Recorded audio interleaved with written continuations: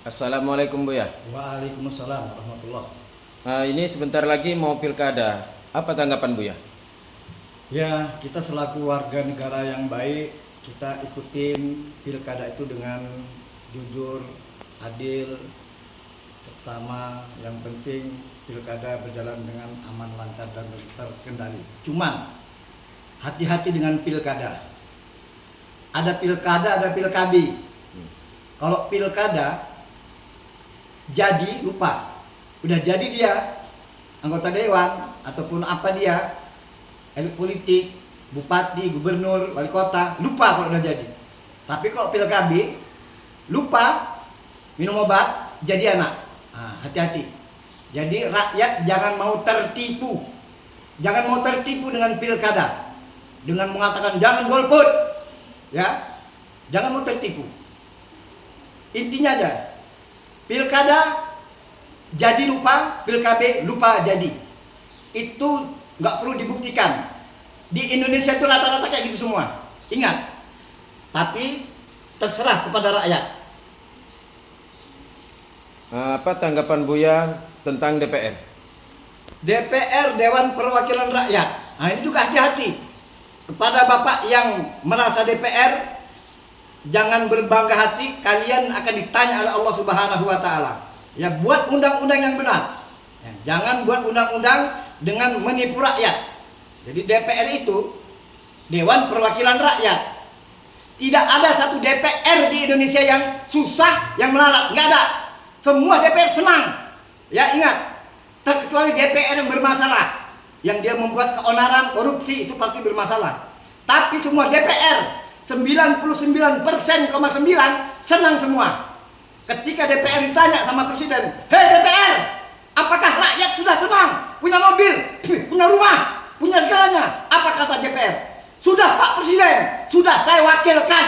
Nah itu dia. Jadi rakyat hancur, rakyat miskin. DPR senang semua. Ingat itu. Lalu apa tanggapan Buya tentang sembako dan lain-lain di masa tahun politik? Wah, ini juga buat jejer sembako. Jadi tidak ada satupun rakyat yang ikut kampanye ya mendukung pilpres, pilgub, pilwal, pilbub yang tidak mendapat sembako. Jangan sok suci, semua dapat. Cuman bahasanya ada namanya uang pulsa, uang minyak, uang makan, apalagi kalau pesantren uang bantuan pesantren, masjid uang wakaf. Bahasa ekstrim, uang sogokan, uang ganti kerja. Ada orang mau kampanye, ninggalkan anak istri, nggak dikasih sembako, nggak kasih duit, bohong, nggak ada itu, pasti dikasih. Jangan sok elit politik, jangan sok suci, partai jangan sok suci, nggak ada itu semua, ya pasti ngasih. Kenapa? Kalau enggak, dia keluar kampanye, pulang-pulang kalau dia dukung si A, buka pintu lemari, buka sangai, tulisannya makan itu si A. Kenapa? Dia nggak ngasih duit sama istri. Mau masak apa? Itu dia. Kita sudah ngalamin. Lalu tentang korupsi yang ada di NKRI ini Buya, bagaimana tanggapan Buya? Kalau korupsi terserah. Mau mengadopsi negara lain, potong leher, potong tangan, digantung, itu silahkan, biar jerah. Jangan korupsi di negara kita, walaupun nggak tertulis, tapi kenyataannya potong tahanan. Ya, di negara kita korupsi potong tahanan, nggak ada potong leher. Jadi terserah mau mengambil hukum tembak mati silahkan, biar jerah.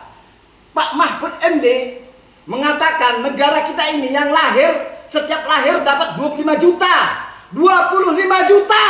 Ya, kalau tidak ada korupsi di negara ini, ingat itu. Lalu yang ini Buya, apa saran Buya kepada Pak Prabowo Gibran selaku pendukung militan? Ya, Pak Prabowo Gibran, saya Muhammad Darusuk, pendukung militan untuk Bapak. Kemarin pendukung militan untuk Pak Jokowi. Kalau ini buat dikatakan saran terserah, peringatan terserah, apalagi wanti-wanti terserah. Bapak Prabowo Gibran, tunaikan janji Bapak kepada rakyat. Kalau Bapak ingkar janji, bukan Bapak saja, mukaku nggak tahu ditaruh di mana ini yang sudah kukampanyekan ke seluruh masyarakat khususnya Sumatera Utara. Tepati janji Bapak. salurkan. Cuma 3 aja Pak. Belajar, sekolah, murahkan. Sembako murahkan. Kesehatan murahkan. Ini kalau bisa tercapai, insya Allah 5 tahun ke depan Bapak bisa mimpin lagi. Ini saran saya. Saya sampaikan kepada Bapak karena saya sayang kepada Bapak. Kalau nggak Bapak tunaikan, saya tetap akan dikatakan Ustadz anjing, Ustadz babi, Ustadz pengkhianat, Ustadz munafik, Ustadz murtad, Ustadz penjilat. Itu yang bakal saya terima nanti kalau Bapak ingkar janji. Terima kasih. Assalamualaikum warahmatullahi wabarakatuh.